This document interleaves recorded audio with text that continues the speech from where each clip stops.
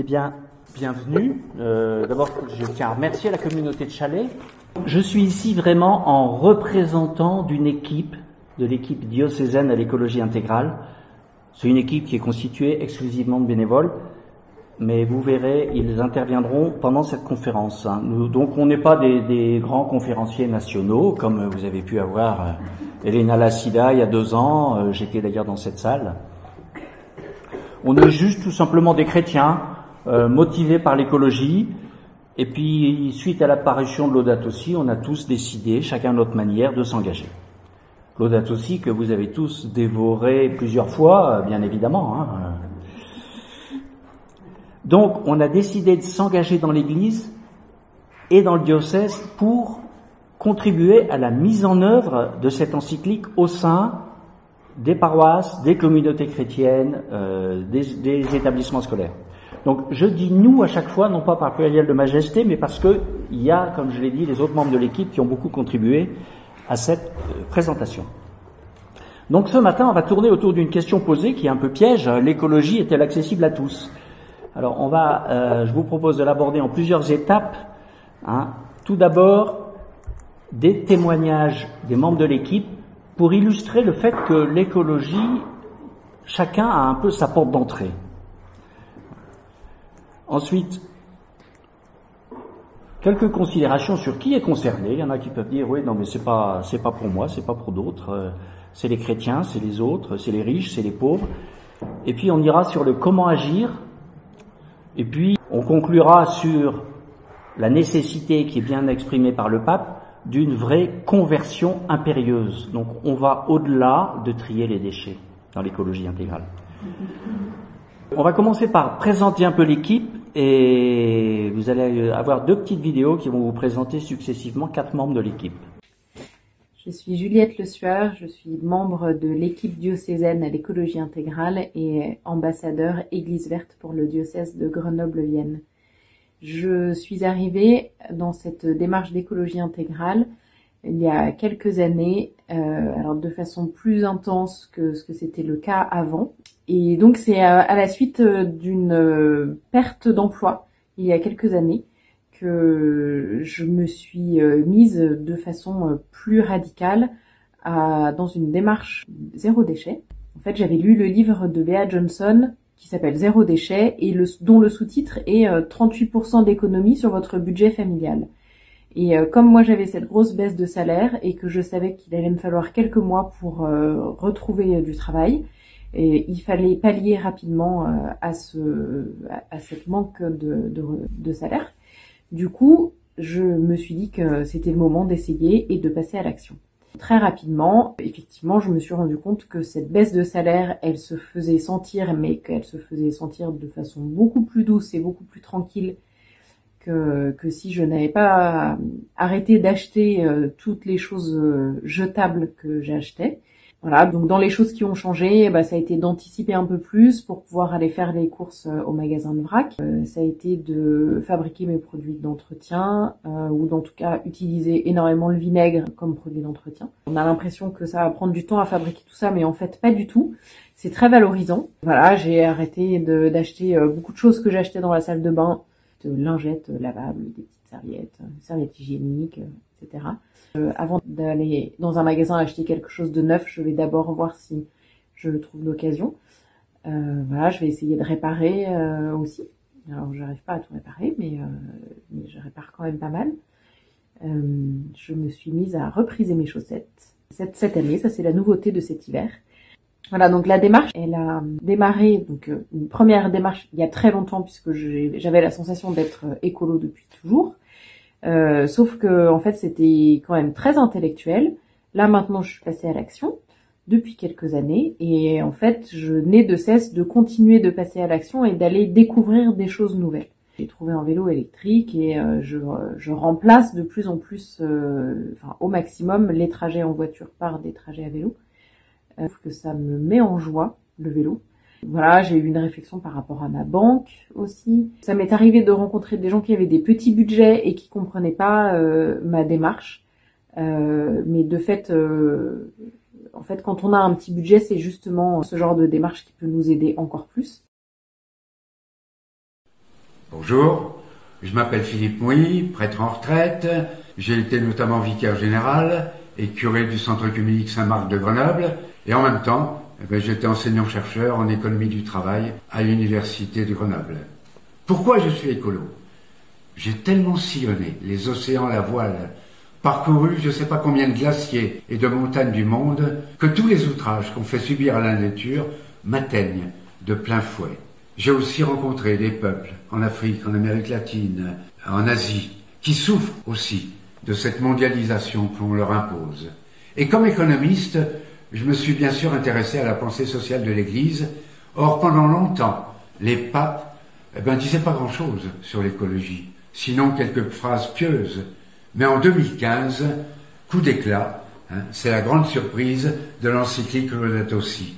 Quel souffle et quel réveil! François qui nous invite à reconnaître qu'une vraie approche écologique implique une approche sociale, intégrant le souci de la justice pour tous.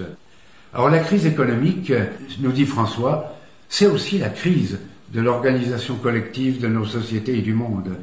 Une organisation qui détruit l'être humain et qui exploite la nature.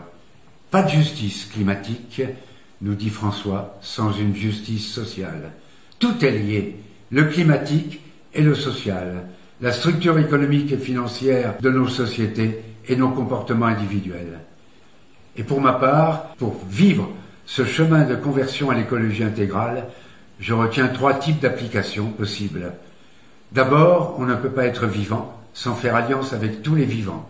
Fini les comportements inconscients ou violents avec la nature, les animaux ou avec nos frères les hommes. Deuxième application, que notre désir de croissance soit plus sobre, moins qualitatif, mais beaucoup plus qualitatif. Et puis troisième application, un appel à sortir d'une logique linéaire où on fabrique, on utilise et puis on rejette au profit d'une logique circulaire qui restaure, qui recycle et qui pense à des usages partagés et à des biens durables. Mais le grand message que je garde de François, c'est que la vie et les relations, à tous les niveaux, entre les êtres humains, entre la nature et l'homme, une relation à soigner parce qu'elle est vitale pour chacun. Eh bien, il faudrait qu'on ait une éthique, une morale, des égards ajustés, de la considération, de l'estime pour toute personne. Maintenant, je prends mon tour pour me présenter. Donc, je ne l'ai pas fait au début, mais c'était à dessein. Donc, moi, je suis un père de 3 enfants, grand-père de 6 petits-enfants, et j'ai terminé il y a quelques années une longue carrière dans l'industrie en tant qu'ingénieur, et ça m'a marqué, dans diverses fonctions. Alors, en ce qui concerne l'écologie, je suis pas un militant de longue date, je suis pas encarté dans un parti écolo quelconque. Je suis bien petit-fils d'agriculteur, mais j'ai jamais connu mes grands-parents ni leur exploitation. Ma sensibilité, elle a dû sans doute passer par mon père, qui était un très grand bricoleur. Et il m'a appris à tout conserver, à tout réparer. Ça peut toujours servir.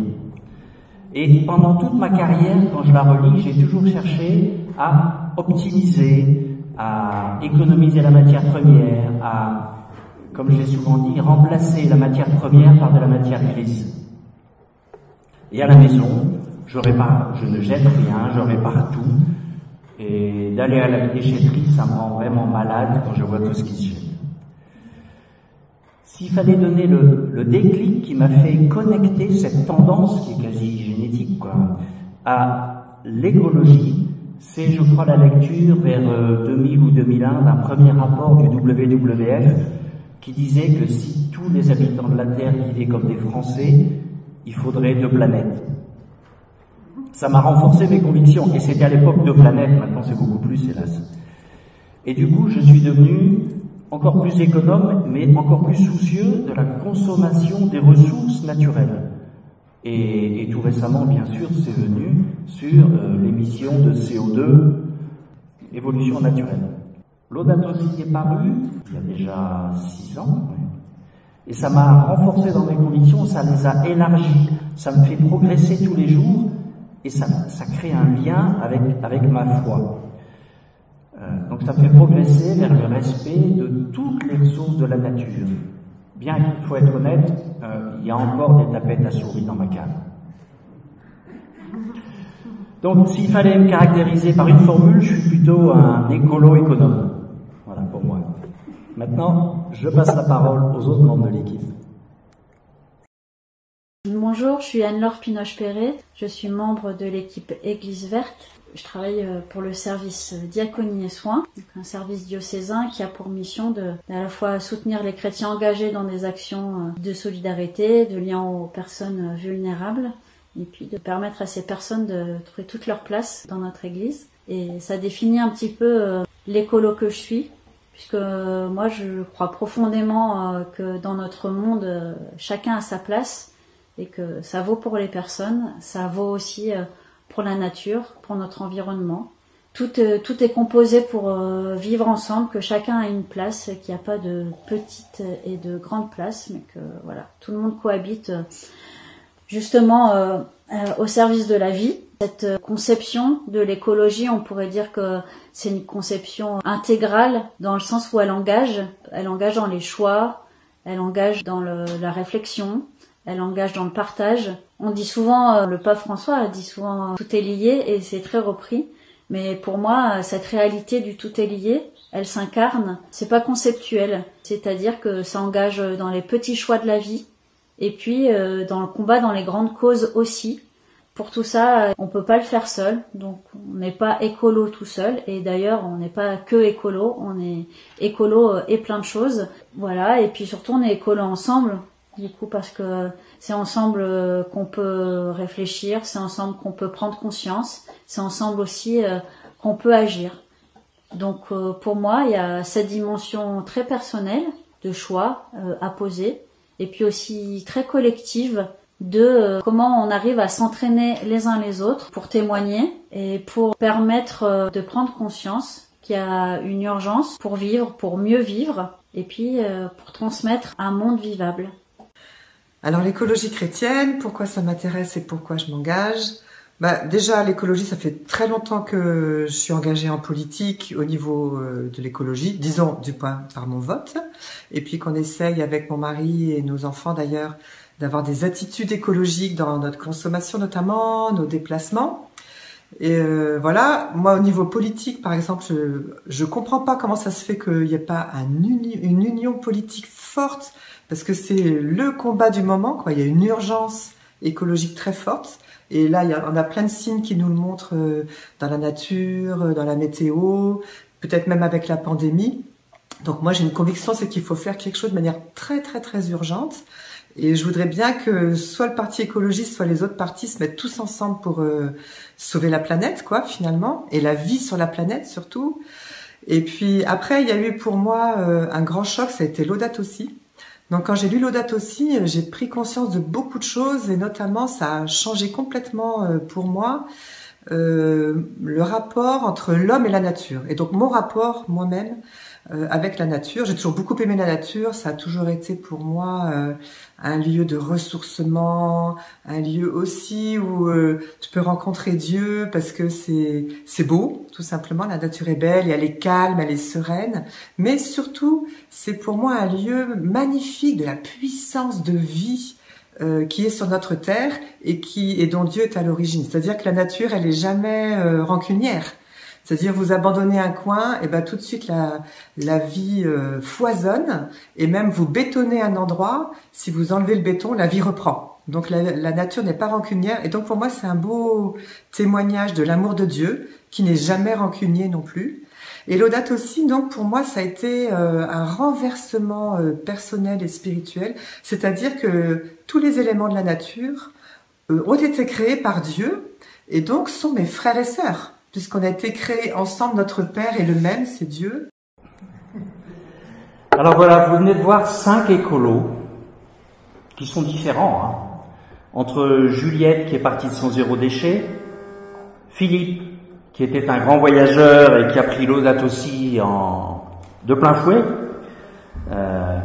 Anne-Laure qui est plongée dans la relation à l'autre, Christine qui est partie du plan politique, et moi-même, avec mon passé d'ingénieur, chacun en a suivi notre voie. Il n'y a pas un chemin unique.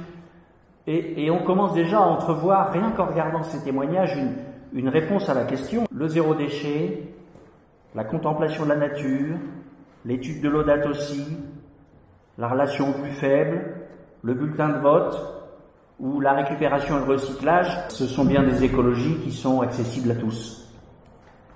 Alors c'est un peu léger ça, donc on va aller un peu plus loin maintenant, vers le qui est concerné.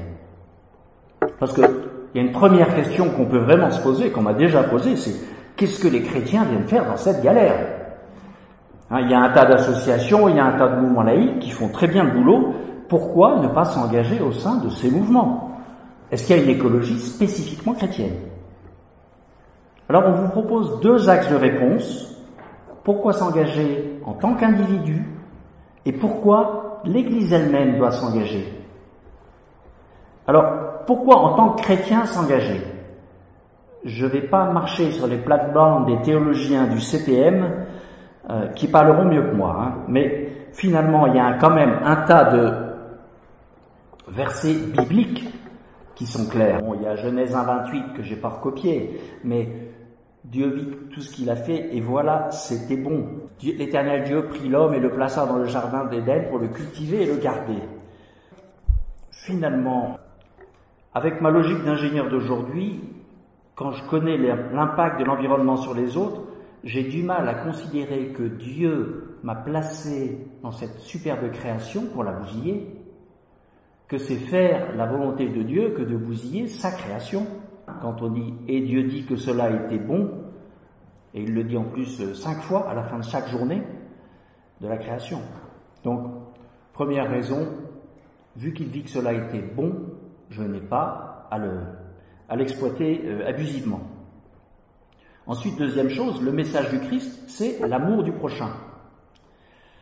Est-ce que c'est aimer son prochain que de lui rendre son cadre de vie intenable ? Son prochain étant son voisin, étant celui qui habite à l'autre bout du monde et étant les générations à venir.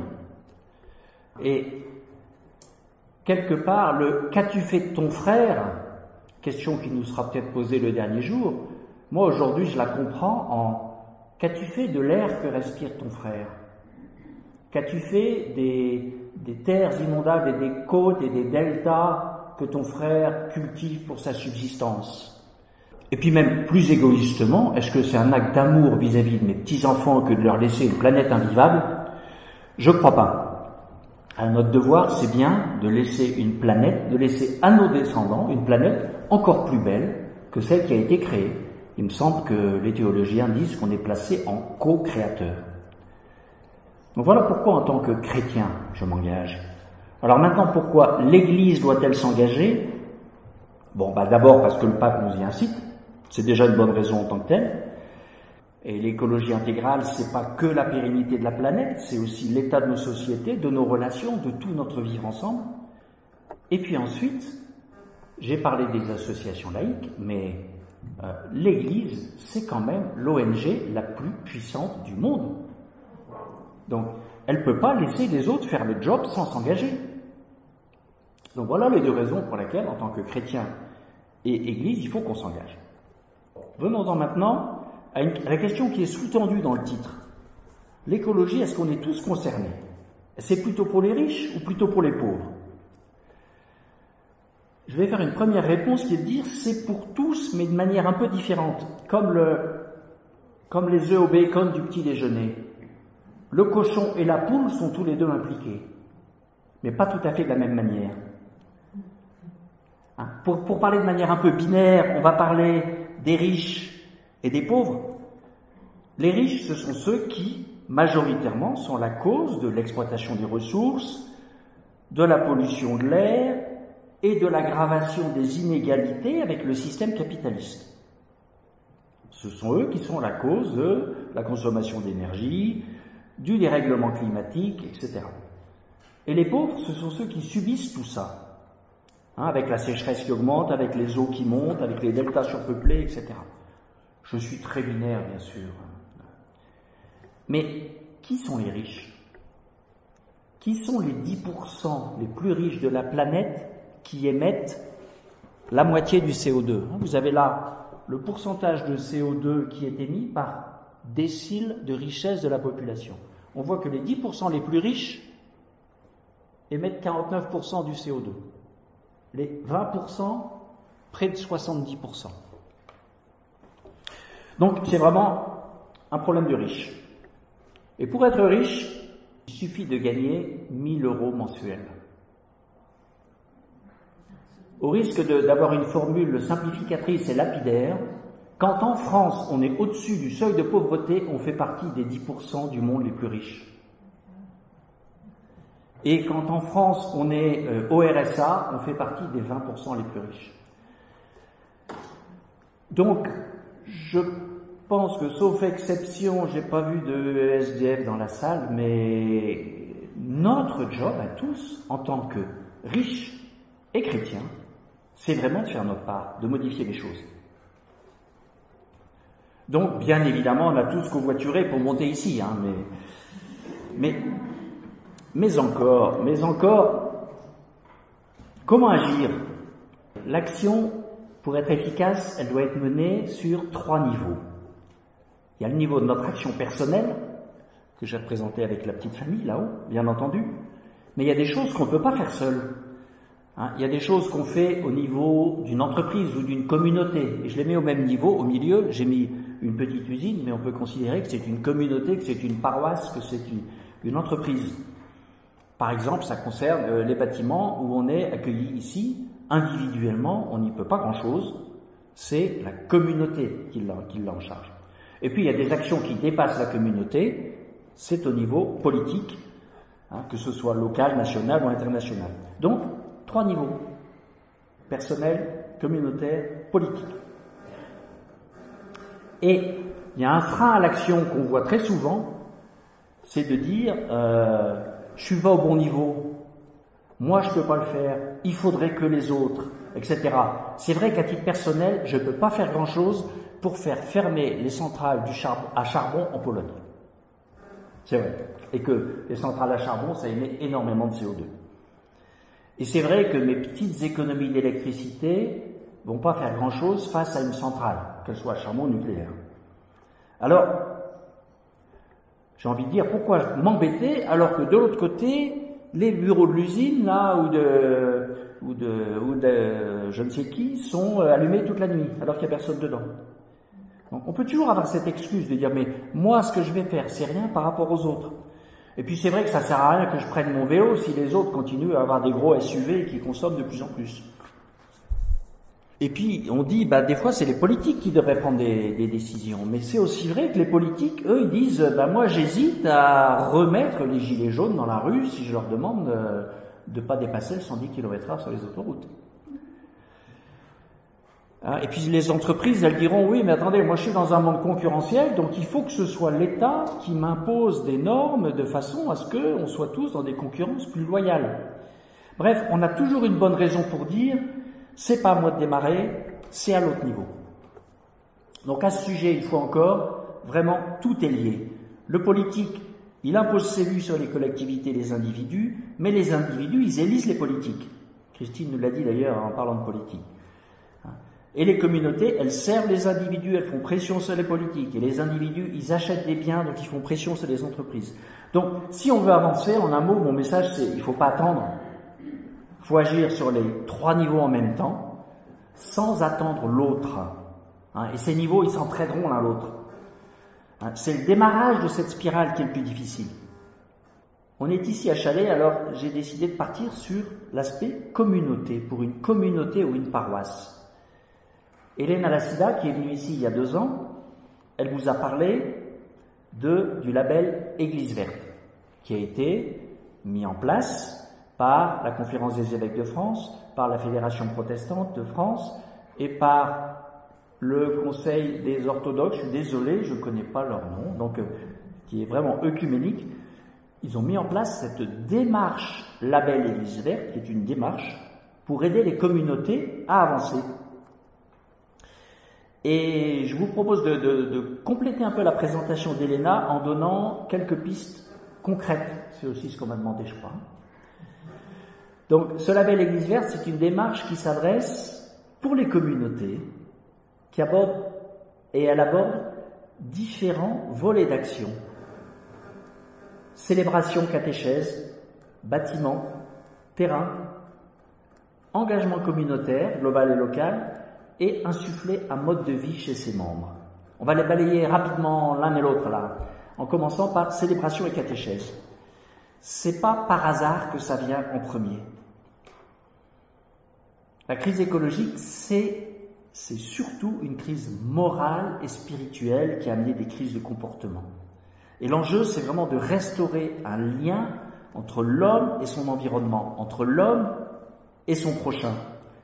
Donc, sans entrer plus en avant là-dessus, il y a de très très bons ouvrages là-dessus, hein, mais depuis, on va dire 2 ou 3 siècles, l'homme s'est un peu sorti de son environnement. Il s'est mis en dehors et il a traité la planète comme des ressources à exploiter et à piller. Il est aussi devenu de plus en plus égocentrique. D'ailleurs même, quelquefois, mon prochain, je l'appelle ressources humaines. Donc, tout est ressources à exploiter aujourd'hui, pour mon style de vie égoïste. Et c'est cette dynamique-là qui a démarré il y a 2 siècles encore, je dis, mais qui nous emmène dans une impasse et environnementale et relationnelle. Donc c'est normal que l'Église, pour en revenir à mon sujet, que l'Église revisite sa catéchèse, revisite ses célébrations, afin que tous, on opère une réelle conversion, comme nous y appelle le pape François. Il ne s'agit pas de passer d'un excès à l'autre, de mettre la nature au-dessus de tout, mais juste de nous réimprégner des paroles de la Genèse. Quand il eut terminé, Dieu vit que cela était bon. Et il le dit, comme j'ai déjà dit, 5 fois, à la fin de chaque jour. Certes, quand il a créé l'homme, il a dit « et Dieu vit que cela était très bon ». Mais il a dit « Dieu vit que cela était bon ».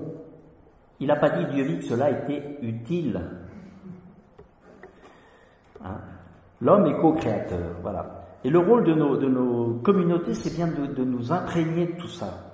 C'est pas nouveau, hein, c'est de la catéchèse. Et d'ailleurs, quand on regarde bien la doctrine sociale de l'Église, c'est déjà dedans tout ça. Donc voilà pour la partie célébration et catéchèse en communauté. Sur nos bâtiments, qui connaît la facture énergétique de l'Église qu'il fréquente? Qui se plaint du chauffage de son église quand il fait trop chaud? Je suis économe de paroisse par ailleurs et je ne vous cache pas que j'en ai vu qu'un, mais ça fait 2 ans que je le tanne, c'est le curé. Donc, et en règle générale, on s'occupe de ses affaires et très peu des bâtiments communs, parce qu'ils appartiennent à la collectivité. Et là, il y a une mine d'action qui demande qu'un peu de bon sens, un peu de travail et qui peuvent même rapporter des économies. Comme je vous l'ai déjà dit, moi je suis très sensible à l'énergie et ça me dérange de voir une ampoule qui brûle pour rien, chez moi. Mais ça me dérange aussi chez les autres. Et quand je suis venu il y a 2 ans, la première chose que j'ai regardée, c'est si c'était bien des LED qu'il y avait là-haut, ici d'ailleurs. Mais ça n'a pas l'air de gêner grand monde de voir une ampoule brûler. Et pourtant, c'est l'affaire de la communauté. Donc les bâtiments de la communauté, c'est les affaires aussi de chacun des membres de la communauté, qui peuvent, je voudrais dire qui doivent, mettre aussi leurs compétences, leur énergie à disposition de la communauté. Alors je sais bien, je suis dans les amis de chalet, donc je ne vais pas vous reprocher de ne pas vous mettre en mouvement pour aider Chalet, qui est dans une merveilleuse démarche Église Verte d'ailleurs, un des pionniers du département. Mais en tant que membre de communauté, en tant que paroissien, on a ce devoir. Un autre membre du label Église Verte, les terrains.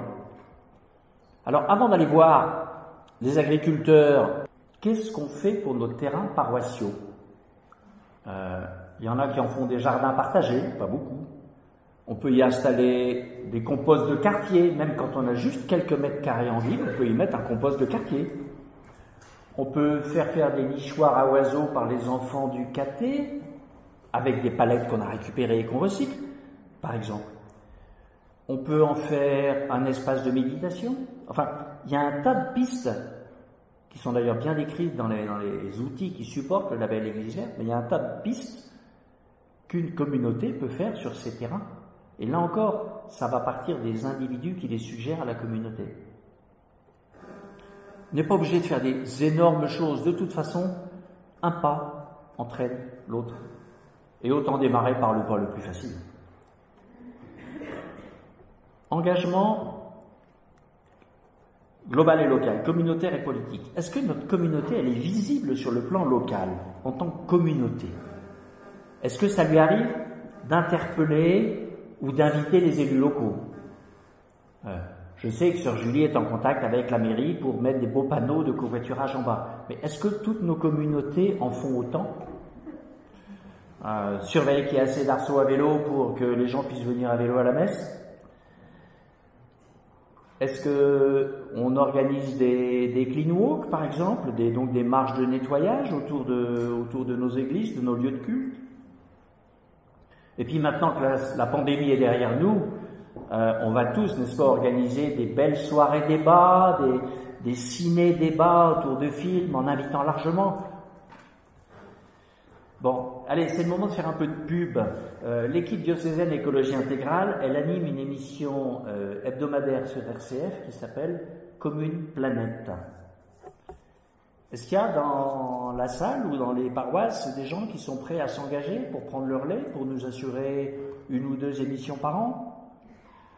Par exemple, je ne demande pas plus, hein, si on est 25 à faire 2 émissions par an, l'année est bouclée. Hein. Donc, engagement global, local, ça fait partie du job d'une communauté pour rayonner. Enfin, style de vie individuel des membres de notre communauté. Donc c'est le dernier volet d'action d'une communauté Église verte, c'est d'insuffler un changement de style de vie pour chacun de nos membres. Alors souvent, ça commence juste par de l'information sur les conséquences de nos comportements, qu'on ne connaît pas déjà très bien. Et puis ensuite, chacun en tire les conséquences et bouge. Mais là encore, l'équipe diocésaine est à votre disposition. On anime assez volontiers, entre autres, des ateliers fresques du climat, qui incitent la communauté à aller plus loin. D'ailleurs, si vous restez juste après le repas, je vous donnerai une petite information sur la fresque du climat, une petite découverte de cet atelier. Et parce que quand on connaît l'impact de nos comportements, ça nous met dans un état d'esprit à agir. Alors, quelques mots rapidement sur les possibilités d'action individuelle. Vous voyez, elles sont très grandes. À titre personnel, ça m'amuse de recycler les luminions. Vous savez, ces petites veilleuses là, qui valent 3 francs 6 sous, et qu'on accumule dans nos églises, on accumule les luminions brûlés, on accumule les fins de cierge pascal ou les fins de cierge tout court, et puis on ne sait pas quoi en faire. Alors j'aime bien cet exemple parce que vraiment, c'est quelque chose qui vaut pas le coup, qui vaut pas du tout le coup, vaut le temps passé. Ça fait rigoler les gens et tout le monde me dit, Olivier, avec tes économies de bout de chandelle, oui d'accord, c'est drôle. Mais moi je me sens bien quand je fais ça. Parce que j'ai l'impression de travailler pour mes petits-enfants, pour mes frères. 1 kilo de cire, c'est finalement 1 kilo de pétrole. Et puis un lumignon racheté, il vient de Chine et il a fait 15 000 kilomètres. Tandis que moi, c'est 100% vélo entre chez moi et ma paroisse. Donc, ça vaut pas le coup, ouais. Est-ce que ça vaut le coup de prendre le temps qu'on passe à prendre une bière à la terrasse d'un café? Ça vaut quel coup? Donc c'est vraiment une question de valeur tout ça. Je dis pas qu'il faut pas prendre de bière à la terrasse du café, hein, mais c'est une question de valeur. Ça vaut pas le coup de recycler les millions, mais ça vaut le coup de passer 1 heure à boire une bière. Bon, une autre chose aussi, une autre idée. Pendant le carême, à un moment, j'étais pendant 8 jours tout seul à la maison, parce que ma femme partait faire son devoir de grand-mère auprès des petits-enfants. Eh bien, j'ai mis pendant 1 semaine un 2e pull et j'ai baissé le thermostat à 17 degrés. Et quand j'étais immobile devant mon PC, à avoir quand même pas très chaud, à chaque fois, je pensais à mes frères, à mes proches, de l'autre bout du monde, en me disant, eh ben, ce sera ça de CO2 en moins que j'enverrai pour les réchauffer un peu plus. Donc, j'ai baissé le chauffage avec l'état d'esprit, au lieu de donner mes pièces jaunes comme je faisais quand j'étais gamin pour les pays en voie de développement, eh bien voilà, je leur donnais le chauffage que je ne prenais pas, par CO2 interpolé. Donc sans être exhaustif, ce changement d'habitude, il peut se faire sur tous les domaines de la vie. En gros, c'est un 4 quarts. Hein. C'est un 4 quarts. Il y a 4 domaines qui ont un poids à peu près égal si on considère uniquement le CO2. Excusez-moi, je suis un peu focalisé sur CO2 ce matin. Il n'y a pas que ça dans l'écologie, loin de là. Mais concernant le CO2, nos attitudes, c'est un 4 quarts. Le premier quart, c'est notre alimentation. La viande, on en parle beaucoup. Les produits lactés, la viande, c'est en gros la moitié de l'alimentation du Français moyen. Les produits lactés, c'est en gros la moitié de ce qui reste, donc un quart. Et puis, les boissons. Alors là, j'ai une super bonne nouvelle. C'est que 1 litre de whisky, 1 litre de vin rouge, ça pèse le même CO2. Et ça pèse 2 fois moins qu'un litre de coca. Vous voyez, il y a quelquefois des bonnes nouvelles à avoir une vision d'écolo sur les boissons. Donc maintenant, à table à chalet, plus de coca et du whisky.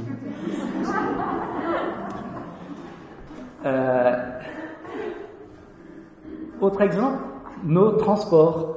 Bon, je ne vais pas en remettre une couche sur l'avion, surtout que faut pas trop en rajouter. 1 kilomètre sur un siège d'avion, ça fait autant de CO2 qu'un kilomètre tout seul dans sa voiture. Donc, le problème de l'avion, c'est surtout le nombre de kilomètres qu'on fait. Et puis le fait qu'on n'a pas le droit d'être à 4 sur un siège. Mais le vrai problème des transports, ce sont nos kilomètres quand même. Parce que par la porte ou par la fenêtre, il n'y a pas d'autre solution vraiment respectueuse de l'environnement. Bon, on pourrait ouvrir un débat sur la voiture électrique après si vous voulez. Troisième quart, notre logement. Bon, on pense bien sûr au chauffage, à l'électricité. Mais, on en discutait en montant avec Régis, la construction pollue beaucoup. Quand on amortit la pollution ou le CO2 lié à la construction d'un immeuble sur 50 ans, ça fait quand même un quart de mon quart de 4 quarts là. Parce que faire du béton, ça émet énormément de CO2. Au point que dans certaines propositions écolo radicales, il y en a qui proposent d'interdire toute construction nouvelle et de concentrer nos efforts sur l'isolation du bâtiment existant. Je ne pousse pas jusque-là, mais je livre ça à vos réflexions. Bon, et puis il y a l'équipement, bien sûr, dans le logement. Quand on change sa cuisine tous les 5 ans ou tous les 10 ans, l'équipement d'une maison, c'est de la fabrication, c'est du CO2, etc. Et puis le dernier quart, c'est nos objets de consommation tous les jours, nos habits. J'avoue que j'ai aucune honte à me promener avec des chemises complètement élimées. C'est ma femme a honte pour moi, mais le textile est la deuxième source d'émissions de CO2 parmi les industries dans le monde, avec énormément de transport. Et puis, tous les produits qu'on achète, alors les produits qu'on achète, juste pour avoir un ordre d'idée, chaque fois qu'on dépense 2 euros pour acheter quelque chose, on émet 1 kg de CO2, ordre de grandeur. Chaque fois qu'on achète un truc, un bien d'équipement, 2 euros 1 kilo. Alors, il y a des tas d'exceptions à ma règle, mais elle est globalement pas fausse. Bon, et bien sûr, il y a l'informatique, la télé, les téléphones, l'usage d'Internet, on en parle beaucoup. C'est dans le dernier quart. Et je vais vous présenter le dernier membre de l'équipe à ce sujet. Bonjour, je m'appelle Christopher Forzy, je suis membre de l'équipe Église Verte en Isère et je travaille dans l'informatique. Il y a quelques années, alors que je m'intéressais à l'écologie depuis un certain nombre d'années, j'ai entendu parler du label Église Verte.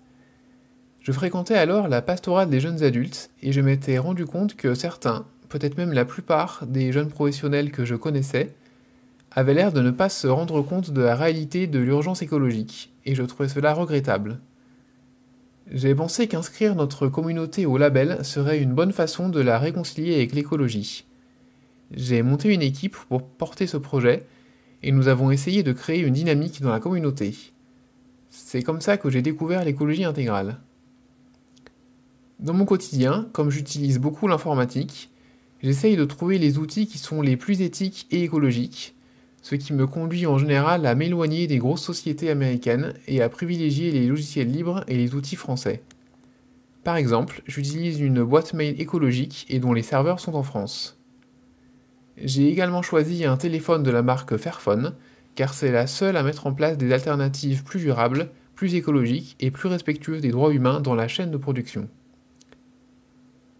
En termes d'alimentation, j'ai décidé récemment de ne plus acheter de compotes, confitures ou jus de fruits, car après tout, les fruits n'ont pas besoin d'être transformés pour être consommés. J'essaye aussi d'acheter des fruits produits en France et qui correspondent à la saison. Avant, je mangeais principalement des pommes toute l'année. Ces derniers mois, j'ai mangé aussi des clémentines, puis des kiwis et maintenant des fraises. J'essaye aussi d'acheter moins de produits transformés et de ne plus consommer les produits dont la production a le plus d'impact sur l'environnement, comme l'huile de palme et le bœuf.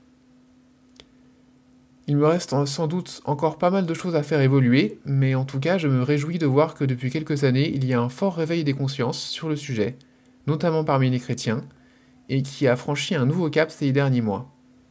Voilà, on peut aussi finir le panorama avec nos actions à impact plus indirect, comme celui de notre argent quand on en a. Et oui, notre impact a de l'argent, selon qu'on le met dans une banque ou dans une autre, ça finance une partie ou une autre de notre société. Donc c'est comme nos engagements, quel impact notre argent a sur l'écologie intégrale. Donc voilà, on a fait un tour un peu d'actions possibles. Alors il y a le choix, hein, et donc mon conseil une fois de plus, c'est commencer par ce qui est plus facile pour vous. Parce que toute conversion a un commencement.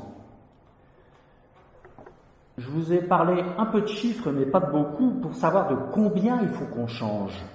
Alors, pour nous, Français, la réponse, et vous le savez, c'est beaucoup. Hein, tout est lié en écologie, donc je vais prendre qu'un chiffre, celui du CO2, parce que c'est celui sur lequel on a beaucoup de chiffres.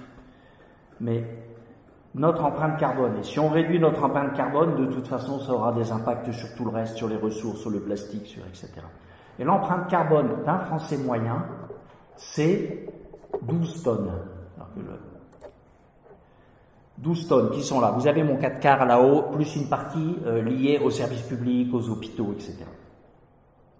Et il y a bon nombre de calculs qui ont déjà été faits sur de combien il faut réduire entre maintenant et la fin du siècle pour atteindre l'objectif 2 degrés de réchauffement. Il faudrait arriver à 2 tonnes. C'est énorme. C'est possible, mais c'est un changement de philosophie de vie et de philosophie de vie. C'est pas un hasard que le pape François nous appelle à vraiment une vraie conversion. Non pas une conversion à une nouvelle religion écologie, mais une conversion dans nos relations, dans notre positionnement par rapport aux autres. Là, je vous cite Laudato Si, que j'ai repris intégralement. La crise écologique est un appel à une profonde conversion intérieure. Il ne sera pas possible de s'engager dans de grandes choses seulement avec des doctrines, sans une mystique qui nous anime. Donc sans cette réelle conversion, on n'arrivera pas à cet objectif de tonnes. Et alors là, la vie sera très très difficile pour nos petits-enfants. Et pour toute l'humanité. Mais, en mettant cette conversion, j'aime bien ce dessin-là, en mettant cette conversion, c'est d'arrêter de mettre notre petite personne au centre de tout, donc moi, avec ma spiritualité, ma relation à Dieu, ma relation aux autres, ma relation à la nature, mais finalement, tout ça qui me sert moi, de vraiment remettre Dieu au centre et de me considérer en relation autour de Dieu, mais en relation à égalité. Je fais partie de la nature et de mon environnement, tout autant que les autres d'ailleurs. Pourquoi moi, individu, je serais plus important que mon frère, ou mon frère la nature, comme nous le dit saint François. Voilà. Donc j'aime bien cette image qui illustre la conversion à laquelle nous sommes appelés. Alors on va encore une fois faire parler nos collègues sur la conversion. L'homme de fait est un animal, en tout cas une créature de Dieu comme les autres, non pas tout à fait comme les autres, c'est-à-dire qu'elle a plus de responsabilités que les autres, d'où l'urgence de notre action pour préserver notre mère la terre, notre sœur l'eau. Et du coup, ça m'invite d'une part à continuer l'action collective et on pourrait dire politique et stratégique, mais au sein de l'Église. Et surtout, ça m'invite personnellement à davantage contempler pour, je sais pas comment dire, m'imprégner de toute cette beauté, tout cet amour qu'est dans la nature. Et je trouve que ça donne aux chrétiens une grande responsabilité dans l'élan un peu quand même de défense de la terre qu'on a aujourd'hui. Justement, peut-être pour avoir une parole qui dit quelle est la place de l'homme dans tout cet environnement dans lequel on est. Je crois qu'on a à réfléchir là-dessus en tant que chrétien, et à partir de Laudato Si et peut-être d'autres textes aujourd'hui, peut-être pour prendre notre place dans le combat écologique urgent. Donc allons-y. Ce qui m'a beaucoup surpris dans cette nouvelle façon de fonctionner, en partant de la démarche zéro déchet, c'est que j'ai désencombré ma maison, du coup j'ai désencombré ma vie en général, et je me suis retrouvée avec du temps, avec de la disponibilité intérieure. J'ai pu m'engager du coup dans cette équipe diocésaine et dans cette démarche d'écologie intégrale au niveau du diocèse. Mais plus que tout, en fait, là vraiment, après plusieurs années, je me rends compte que cette démarche écologique, elle est vraiment ouverte à tous. Et ce que j'ai pu expérimenter, c'est que en commençant dans un domaine, donc là pour moi ça a été zéro déchet, mais après ça a été sur la mobilité, après ça a été sur la banque, après ça a été sur un engagement plus dans la société civile. En tout cas, en commençant d'un côté, ça fait bouger, du coup ça résonne dans les autres domaines, et du coup ça fait bouger les autres domaines. Et ce dont je peux témoigner, c'est que ce mouvement-là, qui au début est petit, qui a été assez important dans certains domaines et puis qui reste petit dans d'autres.